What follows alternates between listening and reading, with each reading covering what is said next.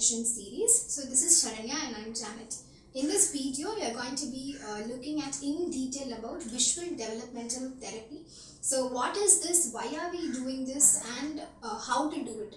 So in children with brain-based vision problems such as cerebral visual impairment, they have the vision since the ocular structures are normal for them, but the condition is particularly brain-based. There's a damage in the somewhere in the brain. So because of this, even though the child has vision, they have the inability to use it, to learn to use these visions to do their day-to-day activities. So in such conditions, when you come to us, first you get an ophthalmic diagnosis that this is a CVI, after which they will refer you to a vision rehabilitation expert. So they will then provide you with the particular things that needs to be done for these children. So this visual developmental therapy is nothing but stimulating the brain. So the things in the different connections in the brain are slow. So by doing this kind of therapy, we are stimulating the brain in such a way that the child is able to learn to use this. So now we will see how to do these things. So, perfect, Janet. As she told, cerebral visual impairments more about the perception ability of the brain, and this can happen anytime before birth, when the child was in the womb, or during the birth, risky pregnancy, or stormy delivery, or even after later that during the developmental period. So, at any time due to the brain damage because of the infection, wound, hemorrhages, the brain will lose the capacity to perceive the images seen by the eye. So this can be recognized by the parents at any time. Maybe by the the age of 3 months, my child is not looking straight at my face. Other kids at the same age group is smiling at the mother's face, and he's looking eccentrically in side way or not straight, and that visual behaviors are different. So if not at the 3 months of age, during 1 year later period when the child is speaking, no eye contact, or even few kids may have the capacity to manage with the nearby things. So once they go to the school only, during the time of blackboard copying, so during that time also you may come to know. So any time, anyway, if you come to know the child has some different visual behaviors, so as she told, get a ophthalmic consultation. After coming to us, based upon the findings, assessment findings, severity level, preferred color, preferred visual angle, size, distance, everything, we will suggest you the set of intervention. So if in case the child is too young, maybe 6 months old, is a known case of brain damage, because already we may be going to the neurologist, maybe going to the physiotherapist, you may undergo an MRI for your kid. So you may assume the child needs vision evaluation, or somebody would have told you. So if it is a known case and you got to know the child has cerebral visual impairment, it's too young. So we should start with visual developmental therapy. So I am going to tell you how to do visual developmental therapy. But the particular things, what kind of objects and what kind of angle to be used will be advised by us. So this will be the general guidelines. What are the do's and don'ts as a parent you should keep in mind, and what will be the best way of executing our advice will be in this video. So kindly get the personalized advice and do follow the generalized rules while doing the home-based intervention. So first thing, the first level is under dark room illumination, like switching off the room illumination and doing the therapy. So why we are doing this is to get the complete attention of the child and to prevent distraction by external resources or some other, because the room light may dominate your visual target, whatever toys you are using. So to avoid this, we are starting with the beginning, very simple stage. So the child needs that much simple level of approach in the beginning. So your child may be at the stage of sitting, the child is developmentally okay, or the child may be too young, like 4 month or 5 month old. So if the child couldn't sit, make the child to lie down on a bed, or if the child is able to sit, maybe after the sitting age or 1 or 2 years, make the child to sit comfortably. If the child is more than 2, still the child has motor delay due to cerebral palsy or any other developmental delay, so if the child couldn't sit, even after that stage also, you can make the child to lie down. So depending upon the child's age and the other developmental milestone, make the child to sit or lie down. The child can sit, still the child has motor delay, but you can try to seat the child at the corner with the supporting pillows as per the advice of the physiotherapist. Okay, or during the assessment process, we advise the sitting or lay down position of the child. So I am showing the sitting position now. So switch off the room light and use the illuminated targets. So this is a general decoration light. This is non-breakable LED light. This can be pressed. This can be bounced down on the floor, but it won't break down. Okay. So if this is not available in your local market, so you can use the translucent color balls. You can see many colors. So along with the flashlight, if you use this, will become a illuminated object. So this is equal to a night lamp. So this is enough to get the visual attention of child. So I am going to show you. So while doing this, the child should be very active, not hungry, not disturbed, or don't disturb them in between the sleep. So which is your child's active time. So you know your child's sleeping time, eating pattern, everything. So the timing would be differ from child to child. So don't compel the child should be morning, it should be evening, not like that. Because every child has own sleeping time. So the child may be active at the night, the child may be active at the daytime. So depending upon your child's sleeping pattern, decide the time and just begin with casual talking, singing a song or rhyme, or talking about the day-to-day activities, what we had today, what's the color of the dress, shall we play something. So that kind of casual interaction you should do, because if you show the light straight away and say see the light, the child may not get the real visual input. Because of your instruction, the child may try attempt to see somewhere. Maybe a meaningless staring will be there. So don't show the light straight away, and also don't give any arbitrary clues. Just talk to them, avoid other distractions, keep only one target at a time. Don't shoot too many before the child. The child may touch something. If they touch something, they will go and play with that. Okay. So while talking, bring the light from behind the ear. If this is left side, you start from the left ear, behind the left ear, and slowly bring the light towards front. Don't rush, because these children with the CVI have visual delay. It's one of the manifestation. Because if we get to see a target, we will immediately respond to it. Our response speed is very high and very normal. But these children may have the visual delay. They may take more than 10 seconds to recognize something is there and to turn towards it, or at least to turn the eyeball towards it and to see what is this. Okay, this is a ball, this is something colorful, this is very bright, this is very dim. So that kind of information, the brain will take more time to carry the information to the visual cortex and respond back, because the child has brain damage already. So keep in mind and bring it slowly, and once the child attended to the target, hold on. Don't rush again towards opposite direction. Hold on. That time talk to them. Oh, are you seeing something? What is this? Do you like it? So then start giving information about the target only when the child looks at it.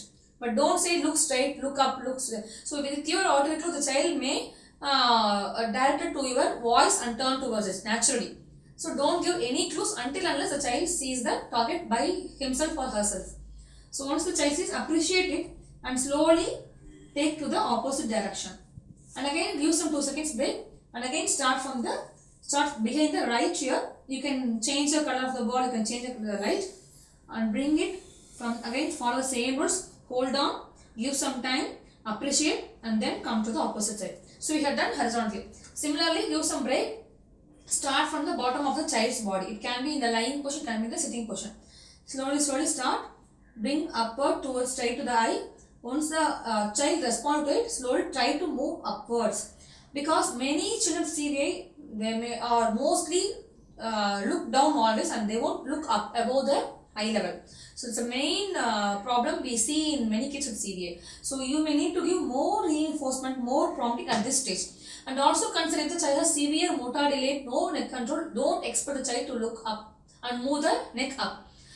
Even some children, they may not be able to move the eyeball also. If the spasm is very severe, it will be affect the eye muscles also. Because of that, the child may not move the eyeballs also, even without neck movement. So we will give you the complete guidance after assessing the motor issue, everything. So don't worry. So whatever we tell, follow same. So if we say don't expect moving above the eye, don't do that. Don't pressure the child. Leave this state. So only for children who can move the neck and eyeball easily, do this step. Okay, so now we have done vertically. And again start from the left top corner and proceed till right bottom. And then give break and start from the right top corner and proceed towards left bottom. This is like a cross symbol. Okay, so give some break, talk to the child, and then again start with the distance and close, distance and near. So while we see some objects at the close, our eyes will be converged, and when the object goes some distance, we have to diverge our eyes. This is a natural response. Okay, these children may not have this capacity. Mostly they may see from distance, and while you bring it close, they will lose attention, they will turn somewhere. Again, when they may see at close, and once you proceed to distance, they may distracted. So at this stage also, you have to keep on giving prompting. See the light, it's over, catch it. Very good like that. So you may need more reinforcement, more prompting at this stage also. So then you can proceed with the semicircle and upper circle to do the same with the same lights. Also you can use these kind of charts. It's handmade only with black chart and decorative paper. We made circles and stuck the decorative papers with the multicolors for the chart. So this will be translucent. Again for left eye, show this. This is for visual scanning because we are frequently changing the light. So whatever we are changing, the child has to focus the light where it's going. So visual scanning, visual attention, alertness, everything will be there in the same activity. Repeat the step for the right eye. Again, keep on giving reinforcement. Each and every step the child is doing, appreciate the child. Give some clap, give some hug, give some break. This is also another casual pom-pom. So you see, this gives reflection when we project some rays. So you can use any such kind of toys or home available materials with the light, with the combination of light, and it should be single color. Maximum go up to double color. Don't go beyond it, and don't go for patterned or any objects with too many of clustered designs, floral designs, nothing. It should be plain.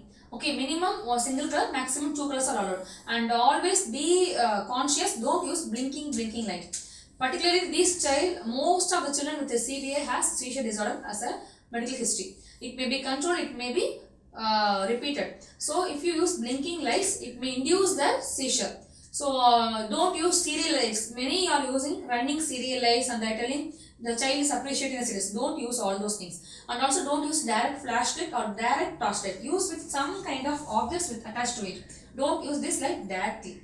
So once a child passes this stage, okay, the child learned visual fixation, visual following, alertness, awareness, responding time also increase. Next level, go to the repeat the same steps under normal room illumination, because the child is not going to live in dark throughout the life. The child has to adapt the vision also with the daylight, natural light, and also the normal room illumination. Because previously in the beginning stage, the child would have not developed that much attention. So they may easily tend to distract it. But after they learn how to utilize their vision, they will learn to focus some objects, even something bigger is there. Example, a room light is very powerful and it's dominating. Even though under that, the child will be able to see the tiny or small in size illuminated targets. And also many parents say, my child knows when the room light is on and when we off. The child responds to us. It is not enough. Many satisfy themselves, okay, my child knows when the light is on and off. It is not enough. The child has the capacity more than that. So that is not a symptom of normal vision. So don't consider that as a parameter, and you have to teach the child to observe, fix it different color, different size, different pattern objects in all angles. Following is very important. Simply staring the room light is not important. So train and repeat the same steps under normal room illumination. So after this next stage, without this internal illumination, how to utilize other materials effectively to train the vision. So Janet will be explaining those steps. So now with the normal light on, you can repeat the same steps. You can repeat the same materials, the balls, the shiny things that we showed in this. The same things can be used, that is just with the normal light on without any illumination. The thing that you have to do is to follow the right way of showing it, the right angle and the surroundings. So this is what is important, but the same materials can be used whatever you have at home. So after this, what you can show them is a pattern chart. So this mainly is for the help the child to train to develop the contrast. So here you can see just different colored patterns on a white surface. So by showing this, you will be able to train the child to how to use the skill of contrast and be able to learn to use this as well. So we have just some simple shapes of different patterns. So this is just a concentric circle on with red color on a white background, and here you can see straight lines, and here you can see some concentric circles. So we have different patterns. Like this is a checkerboard pattern. So this you can very simply make at home with a cardboard sheet or with a paper, and you can do this. Otherwise you can download good pictures from Google with our guidance. You can do that and you can use that as well at home. So here you can see this is a smiley face. So many kids with cerebral visual impairment and difficulty with facial recognition to see to differentiate between the different parts of the face. So here you can train that. You can tell them that this is eyes, this is the mouth, and through this again you can help them to identify the faces as well. So while doing this, another thing that you should remember is you have to take the child's finger and make the child trace these patterns no matter what they are, so that by using these tactile cues they will get the sense, they will get the thing, learn to see by tactile sensations. So these are some of the tips that you can follow while doing by showing these pattern charts. So the next thing that you can do is simply you can just put some few toys in the floor at your house and ask the child to pick up these toys. And also, once you have done showing single things, you can also introduce two different targets to the child. So we'll just show you how to do that.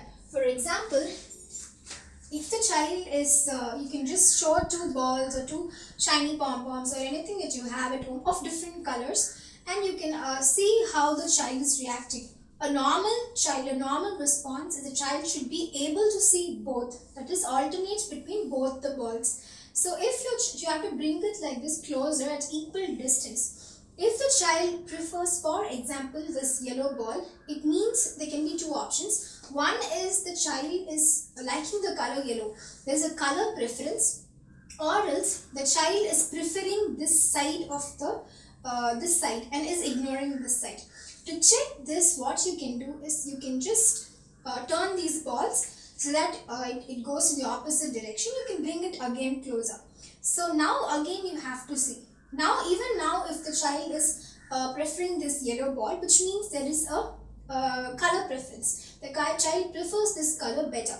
But supposing you see that the child is not preferring this color but seeing that side, it means that probably the child is ignoring this side of the field. So in that time, we as experts can help you in diagnosing these symptoms, because children with cerebral visual impairment can have field preferences as well. So this is one of the manifestation, and you don't have to worry about that. You can take our guidance as well in diagnosing, and we will help you to overcome that. So these are some of the tips that we from our side as parents you can do at home. So we request you to follow this as per our guidance, and if you have any doubts, please feel free to contact us. Thank you.